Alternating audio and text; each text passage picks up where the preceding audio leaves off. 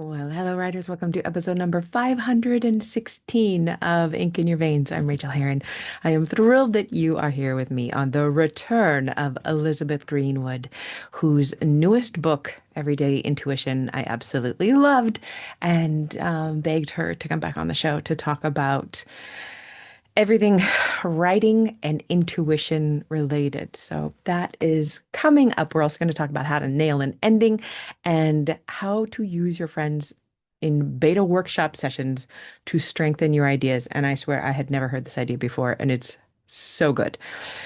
So that's coming up. What has been going on around here? Well, I got the finished copies of The Seven Miracles of Beatrix Holland. I got my author copies and they are beautiful. I'm going to put the video I took of me opening them up on TikTok and maybe Instagram or something like that when I get around to doing that. I need to do that. I'm trying to be really good about promoting things right now, although it is difficult to do. It's difficult for anyone who is not a full-on raging narcissist. Probably it's difficult to promote anything. And right now I know that I am in a season of promotion for these few weeks. And it's a little overwhelming. So I will do that. But just seeing the books in their real selves with their real grown-up with its real grown-up dress on is thrilling and wonderful. And I never ever get over that feeling of holding a book in my hands for the first time in its final form, or at least its final form for now. That doesn't matter whether it is traditionally published or self-published. It doesn't matter when it's in its final form in our hands in a way that we could just let it go. We could leave it on a bus stop bench. We could put it in a free library. We could give it to a real library. We could give it to a friend. And somebody could read it and somebody could learn from it and take away a little part of our own brains and grow themselves because they have come into contact with us, which is the way that I have become who I am by reading everything that I have ever read and also watching the things that I have watched and being around the people that I have been around. But that is how humans become human. And that is really exciting. So the book comes out in, I guess, 2 weeks. 2 weeks when this goes out, maybe 2.5 weeks, something like that. I'm very nervous about it and excited. What other things am I nervous and excited about? Well, next week, there is still time for you to join if you're hearing this immediately after I post it. 90 days to done and 90-day revision are open. You can click on the links in the show notes. You know what these classes are about, but this is the only time I'm teaching them in 2025. And I love leading people through finally completing their first draft or finally completing a revision, a big, heavy, hard revision, whether that is their first revision ever or their editor's revision, doesn't matter. We work with both novels and memoirs. The only thing I don't lead is straight up nonfiction, like how to win friends and redo your sink. That kind of book I don't teach, but everything else I do. So if you're interested in that, I would love to have you. Other things, I know that I have decided on my next Patreon angle. I know I was talking about the money book, and I'm still working on that in the background. But even more interesting to me right now, I might be doing both at the same time, but even more interesting to me is this. I'm going to be talking about death. I'm going to be talking about death planning as an anxious but healthy person in midlife. I'm going to be writing about getting the paperwork together and thinking about the emotions behind things and planning and talking to relatives and what actually happens. What do you want? What does all of this mean? So right now I'm in this deep hole of research and it is completely fascinating to me. It's all I want to think and talk about. And if you just tuned out because you're one of those people who can't do the death thing, no problem. If you are interested in a humorous but realistic look at an anxious person trying to manage death, you may want to come over to patreon.com/Rachel and join that. You can do it for $1 a month and get all of the essays. You can also, that actually gets you access to basically, I don't know, 300,000 words or something like that, maybe more over there. So that is available. Oh my gosh. See, season of promotion. I am ready to not promote anything. But until then, I will continue to be proud of myself because I work hard. And then I got to work hard at telling people about it, which is what I'm doing right now. So thank you for being here. All right. Speaking of somebody else who works hard, let's talk about Elizabeth. Elizabeth Greenwood is the critically acclaimed author of Everyday Intuition, Love in the Time of Incarceration, and Playing Dead. Her work has appeared in the New York Times, The New Yorker, The Atlantic, and more. She teaches writing at Columbia University and leads workshops on the transformative power of intuition. Her first episode, I've linked it in the show notes, that was way back in 2000, maybe 17, episode number 52. So that's in the show notes. And let's jump into this interview. I know you're going to love it. Here we go. Well, I could not be more pleased to have you back on the show. Will you please share your name and pronouns with us? Sure, I'm Elizabeth Greenwood, she, her pronouns. It is so nice to see you again. And I love your Zoom backdrop of your new book, Everyday Intuition. Thank I've never you. seen anybody do that so simply and I'm perfectly. a tech genius. That's something else. I'm kidding. I'm so far from that. I don't know how I pulled this off, but I'm glad I did. It's amazing. So I looked it up. You were on the show on episode 52 Oh my in July gosh. 2017. Just a So baby. that was 8 years ago, and now we're like over 500 episodes here. Much bigger Congratulations. listenership. So if people want to hear about how you got to where you are as a writer in 2017, please go back and listen to that. I will link it. But so many things have changed. I don't think you were a mom yet then. I was not. No, now I have two sons. So, ooh, yeah. Oh, wow. A lot has Wow. changed.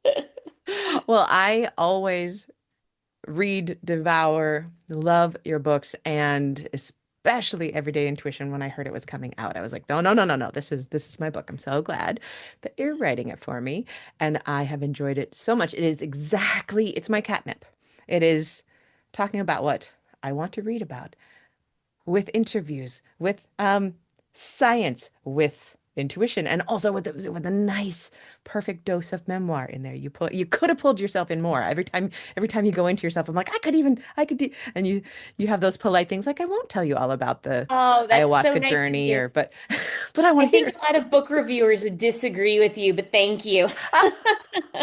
Okay, well, I'm on the opposite side then. I just love the book. Can we, because I'm not even sure if I saw this in the book, what was, what, what made you make this decision to do this book? Yeah. So, as you mentioned, last time we talked in 2017, um, I had my first kid in 2018, Mm. and I felt at that time really turned in onto this non-cognitive flow of information. I was definitely not one of those pregnant women who like loves being pregnant and everything's beautiful. I hated every second of it. But I did feel like in my body in a way that I hadn't been. And then when the baby arrived, I also had this urge. No, I'm sorry. Hold on. Speaking, there's the baby. You can't come in here, Ben. I'm sorry. I'm sorry. As That's if what, on cue. As if and I on can't see cue. them anyway. All I can see is your Okay. book.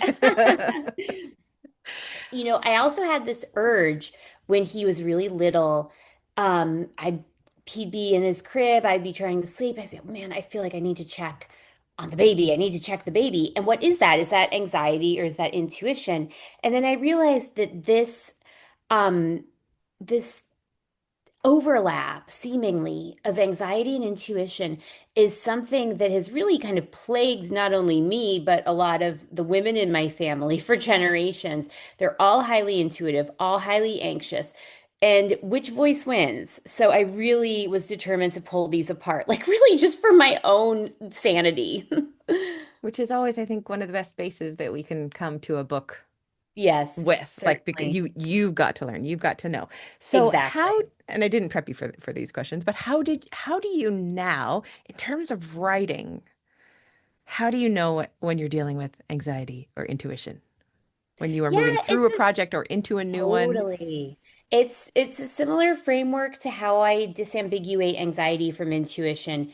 generally, which is like, what's the tone? If it's bullying, badgering, like you're an asshole, get to work, that's almost always anxiety. And you might be shocked to find out great writing does not come from that place. When it's more expansive, subtle, and just kind of like this pat at this like nudge on my shoulder, this tap on my back of like, go check that out, go think about that, go write about that. That's more intuitive, and that it's the wind is at your back in those moments, and that always results in something a lot better.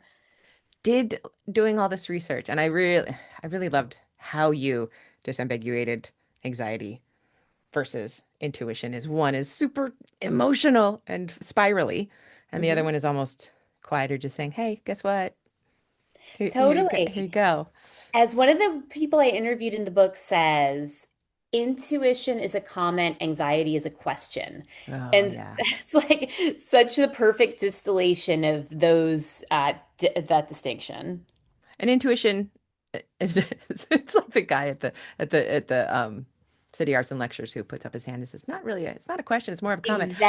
But it's Exactly. also not always Exactly. welcome, I find. My intuition has Not definitely told me things and I'm like, "Oh, crap." No, I've been joking around that I'm writing the least popular self-help book ever because intuition, when you develop it and when you start to develop that relationship with yourself and your inner voice, you're going to hear things that are not pleasant, and that are not Yeah. easy. It's Yeah. things like the career you've built is not suited to who you are anymore. The relationship that you've invested so much time in maybe doesn't fit. It can give you some hard truths. So, yeah, Hmm. it can be a tough pill sometimes. How has writing this book, how has it directly influenced your writing now as you move forward? Because I'm sure you wrote this book 3 years ago and now it's like, you could barely remember it. Yeah, I finished the book about a year ago Oh, at this point. wow. Right.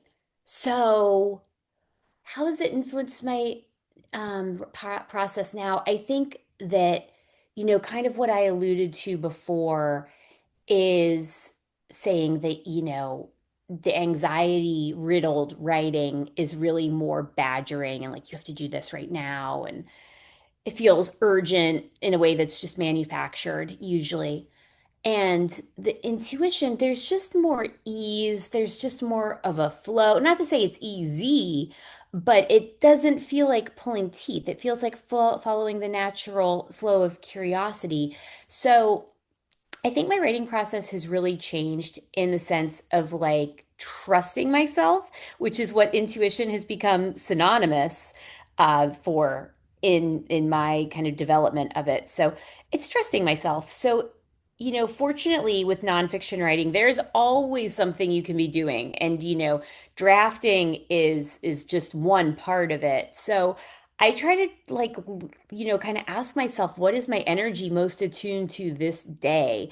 So maybe that's, reading and writing interview questions for someone I want to speak to.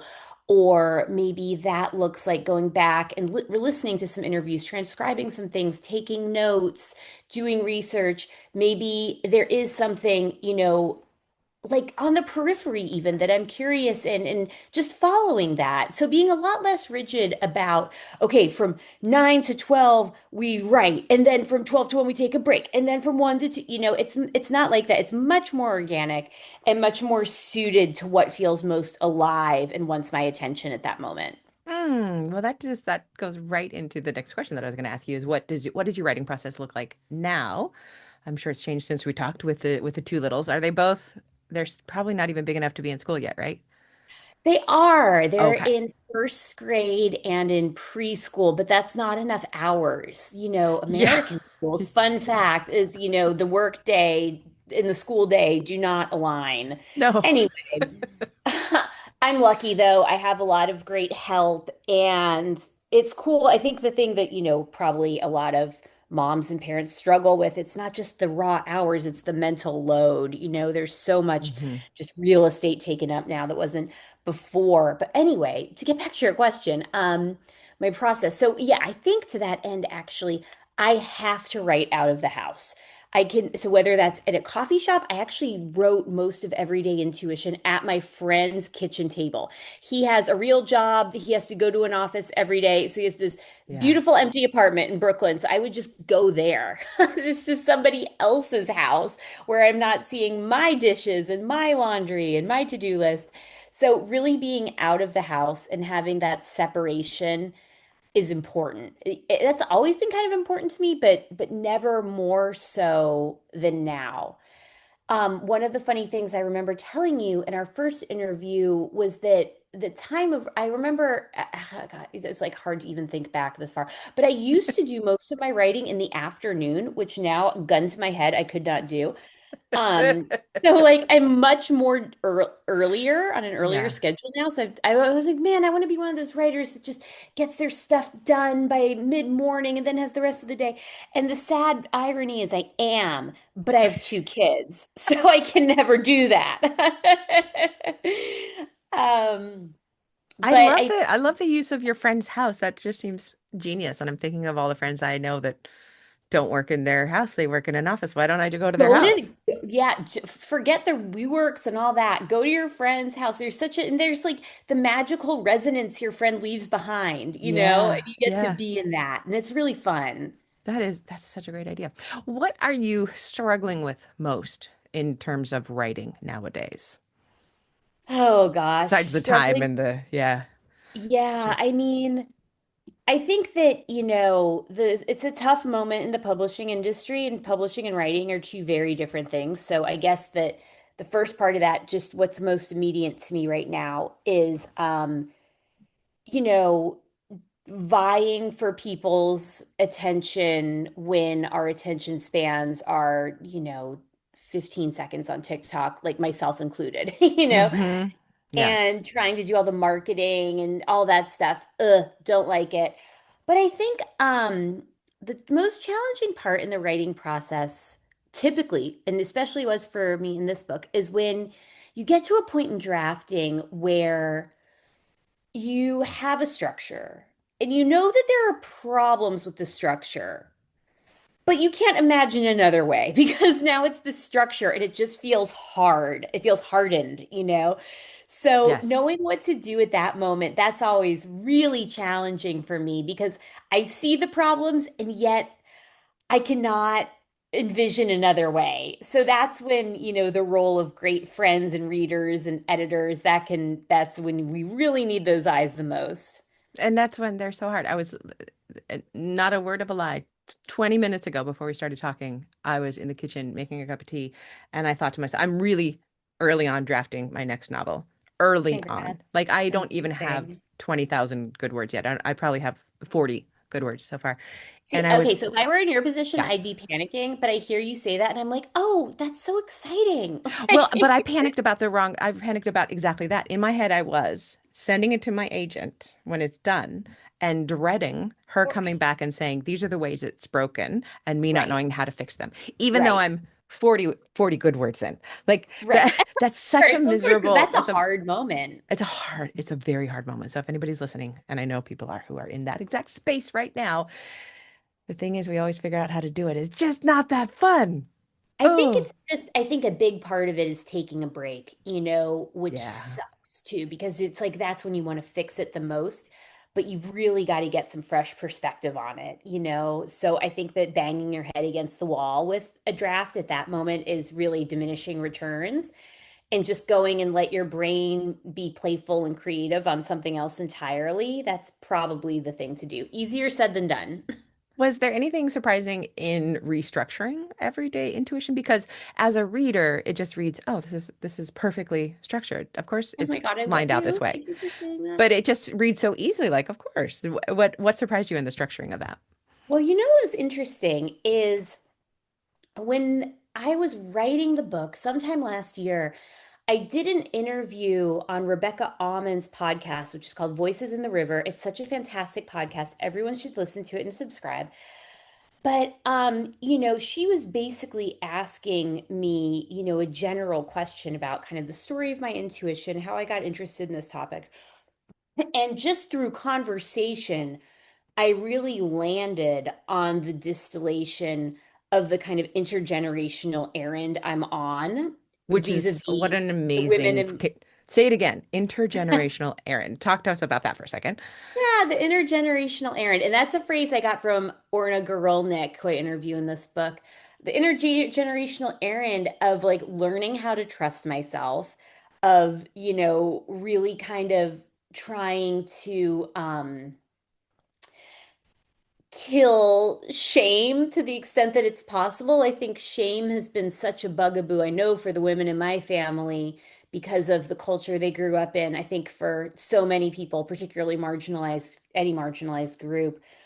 So just confronting shame and really seeing the long pall that that has cast over so many things, particularly this ability to trust myself, and then finding intuition really as the antidote to all of that. So Mm, anyway, back yeah. to your question. You know, we had this conversation and I said these things. I was like, whoa, those are things I've never actually said or articulated to myself yet. And I was like, oh crap, that's the beginning of the book. So then I went and kind of, Mm, put into writing those ideas and totally restructured things. At least really anchoring it in the personal first. The book always retained the same structure because, I start with science and then end with the more metaphysical, the more spiritual things. So that's, helps people find their footing a little bit. That was never going to change. But I think my framing of my role within this subject changed in a fun way, yeah. like in a really kind of revelatory way. It was cool.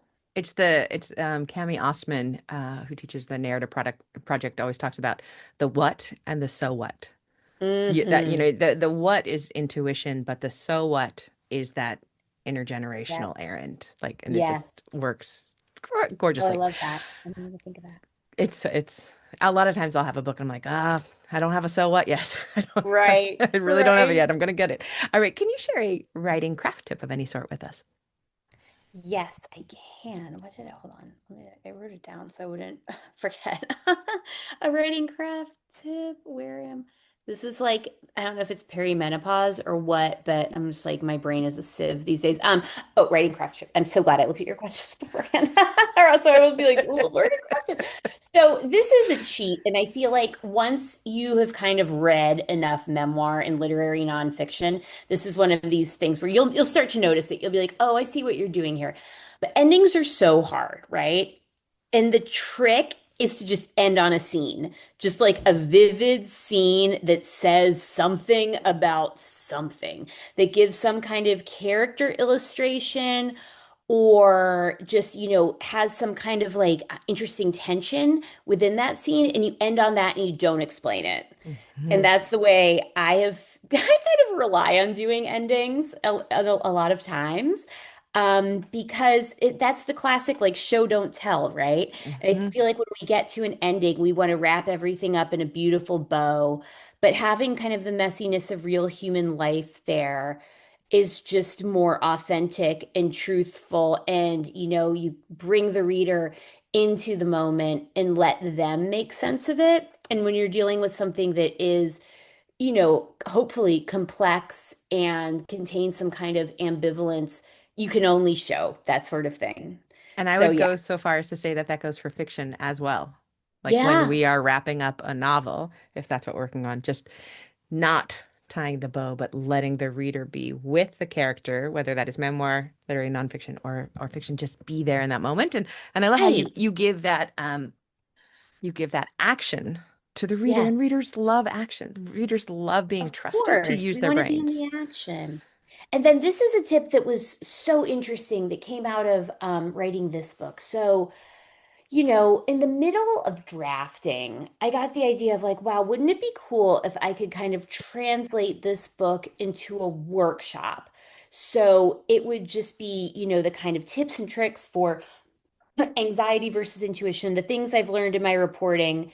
Wouldn't that be great? So I was not done writing the book yet, but I started hosting friends at my house in these little beta sessions of, okay, we have 90 minutes. What are the things I want to tell my really smart, cool friends that I've learned? Hmm. And doing that, I think really at any point of drafting is so helpful because we get so caught in the weeds and sucked into the minutia of things that it's really easy to lose the thread. So when you can just kind of stand back and say, okay, I'm telling my friend three things I want them to remember. What are the three things? That was really, really awesome. Um, and it's been fun. I mean, because again, that also helps with drafting. And again, you start thinking more about audience and, Hmm. audience is strategy. When you're picturing, your three smartest, coolest friends and you have them in mind, that helps with a lot of the choices you're making on the page, what you explain or don't explain, the references you use or don't use, and what you include. So, yeah, I would just recommend anyone, even if you don't want to think of your writing as a class you would teach, but what are the few things you would want to convey just in conversation with someone? I love that so much. And I can imagine that at times you were, or I'll just ask you, were you surprised that they wouldn't want to go in this direction, but would be fascinated by something that you weren't expecting? Oh my gosh, of course, of course. Yeah. It was so helpful because, yes, it did just that work. It helped me, realize what's salient to people, what's challenging to people, what have I not fully yet explained and distilled for myself yet that I can articulate that I think I have because I'm alone in my little, my friend's apartment all day. But when the Mm-hmm. rubber hits the road, what is not clear? So yes, it was so elucidating in all of those ways. Thank you. Those are two tips that I have never had on here, and they are Oh, beautiful. good. I really That makes me appreciate so it. happy. What is the kindest thing you've ever done for yourself as a writer? I'm doing it right now. So, prior to this book coming out, I just came down, like, I have some autoimmune stuff, and I just came down with like a really bad flare up, just extreme fatigue and exhaustion. And I was like really leveled, and I was like, whoa, bad timing. Like, I need all my faculties right now. Mm-hmm. And then I was thinking, I was like, I feel really burnt out. And I was like, okay, well, we all feel burnt out. And I was thinking back, I was like, the last, it's, I have, for the past 14 summers, since the summer of 2010, I have either been writing a book, promoting a book, or pregnant, and Oh God, sometimes like all three. I'm exhausted just hearing that. Yeah, Yeah. so I was like, you know what? This summer I am giving myself a sabbatical. Like I'm just, yeah, so that's what I'm doing. It's great. And what does that sabbatical look like? It's like a lot of reading. It's writing if I feel like it, but it's so funny. I was just walking down the sidewalk here in Brooklyn the other day and I was thinking, gosh, I feel, kind of up and like reconnected to life again. Why is that? And I was like, oh gosh, because I don't have this like false or real pressure I'm putting on myself for the first time in a long time. So, yeah, it's hard because, of course, those voices still come back, and I'm like, what's next? What are you doing? What are you doing with your life? But when I can really just give myself over to the pleasure of not having a plan, it's really great. That is incredible. That is one thing that I've seen from living in New Zealand is that not everybody lives like Americans. Yeah, what must And that be like? That must be it nice. it's wild. People here Good. get, 8 weeks off a year. And so I've recently Yeah. written myself, the listeners will know this, written myself this little contract that I is with my company and the talent. And I'm the talent. And I'm also the company, You are the and I talent. get 5 weeks off a year now, vacation and 3 weeks sick, and I can use those days in whatever way I want. And I tell you what, the the mental relief I get from Yeah. having some time to not stress over doing all of the things perfectly all of the time Right. is Oh, I love incredible. that. I love that. And it's so refreshing to be reminded, America, I'm sure your listeners are all over the world, but the kind of constant hamster wheel of productivity, and even if it's not real productivity, the appearance of productivity, like on social media and all that, it's not natural, it's not normal, it's not to be lauded, and yet those voices really creep in so much. Exactly. There was a Fast Company article that came out earlier this week, I think. And It said, I've got it right here. From it, while retirement typically occurs after completing a career and saving or investing from it, a new trend is emerging among Gen Z career professionals called micro retirement. Retirements involve taking a 1 to 2 break from work every 12 to 18 months. I And love that. Merriam-Webster came back and said that's vacation. That's they skeeted it and said that's just vacation. That's just too. That's not a micro retirement. That's a freaking That's take a fantastic. vacation, Gen Z. So yes, Oh, that's I great. love that you're doing that. Also, may I ask you? These are all questions I didn't ask you last time. Can I ask you about a specific time that you knew that you had ink in your veins? Yes, that was when I started my high school's literary club when I was a Oh, sophomore in high school, and it still exists to this day. And you're I was a kidding! sophomore in high Yay! school a long time ago. So that's it's really fun. And I worked out this deal with a local bookstore to get us some copies of The God of Small Things by Arundhati Oh Roy yeah. that we could read as like a book club. And then I was really shocked and appalled when people did not want to do that, like read a whole very challenging grown-up novel out of school for no credit. I was like, what is this? But What is that wrong just with felt you? like a calling, from a very young age. What was the literary club called? Gosh, I don't think we had a cool name. Maybe they do now. I hope they do now. I think it was just called that name of my high school was Doherty. It was just the Doherty Literary Club. Yeah, it was great. Oh, that makes me so happy. That makes me so happy. Yay. And what is the best book that you've read recently, and why did you love it? Oh gosh. So I have two really strong recommendations I want to pound the table for. Yay. And I've these are probably two of just my favorite novels I've read in the past few years. And the first is a novel called Vladimir by Julia May Jonas, which is so good. I It's loved that one. Tell us more Did about you it. read it? Oh my It's God, I so loved it. demented. I I don't This is one devoured where it's it. like the less I tell you, the better. Yeah, yeah, yeah. It's a campus novel, but it's not what you It's expect. And so it's just weird. And it's so weird. And I think the writing is just exquisite. So I yeah, love that. And I also, in the same vein of like a thriller, just incredible writing, but also very propulsive, is The Winner by Teddy Wayne. And that came out, I think, 1 or 2 years ago. That's about a tennis pro who goes to a wealthy enclave in the midst of COVID, and bad things happen. sign me up, please. It's Thank so you. fun. I always ask these because it is personal, and then I can go get these Yeah. books. And will you please, I think we talked about it quite a bit today, but tell us a little bit more about Everyday Intuition. Sure. So Everyday Intuition is my latest book, and it's a bit of a departure from my previous fare, which was more kind of true crime adjacent. This is more blending memoir, reporting, kind of muckraking on the ground. I'm doing the psychedelic ceremonies, so you don't have to if you don't want to. But I think you should. Uh, so it's just looking at this phenomenon of human intuition from a really broad perspective. Like a lot of books on intuition, what I found when I was looking at what was out there was that books on intuition really straddle kind of two subgenres, and that's hard science, reported data, Malcolm Gladwell, the kind of like MBA psychology take on things. Or they're at the totally opposite end of the spectrum, and it's intuitives and healers and mystics, and it's more spiritual. And when I started doing the research, I noticed that, the hardest of neuroscience would research and talk about intuition, as would psychic mediums.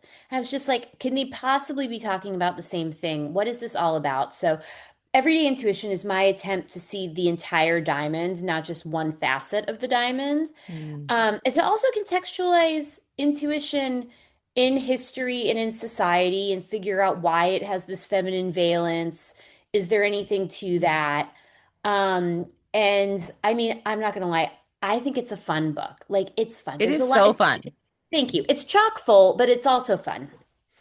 I think that you had a large goal and you knocked it out of the park, and you should be really proud of it. Thank you so much. I'm going to receive that, Rachel. Thank Thank you. you. Thank you for receiving it. Where can we find you out there on the interwebs? You can find me on the social media, although part of my sabbatical is trying to take a break from it, which is at Liz Greenwood for you, number four, letter U. I also write a Substack, which these days is more intermittent, but it's called Letters of Intuition. And that's, yeah, on Substack, just elizabethgreenwood.substack.com. Perfect. And are you watching the Ultimatum, the queer one, season two? I hear it's so good. Do It's I need to be? beyond good. Don't start with season one. I've never seen anything worse. I could only get through two episodes and I can do Really? anything. Don't watch season one. It's horrible. Season two, Oh my just gosh, start. this is going on my list. This is the sabbatical trash I need. That sounds Okay. great. What trash can you recommend to me? Well, look, I am a Bravo holic. Like I can just watch any of those I Bravo shows. I haven't I'll done tell you. Southern Charm yet, and you mentioned that in the book. Oh God, I do. You're right. Um, yeah, I mean, I love that sort of thing, but I'll tell you the trashiest thing I'm watching right now is The Gilded Age on HBO Max. Which I is have the not same tried that one. creator. Oh, geez. It's the same creator as Downton Abbey. So it is just this broad, Baroque, like it feels like it's from another Perfect. century kind of dialogue. It's really fun. Oh, perfect. That's exactly what I needed. Thank you very much. Thank you Yeah. for all of these things. It's been a delight to talk to you, and Oh, thank I you so appreciate much you for so much. having me.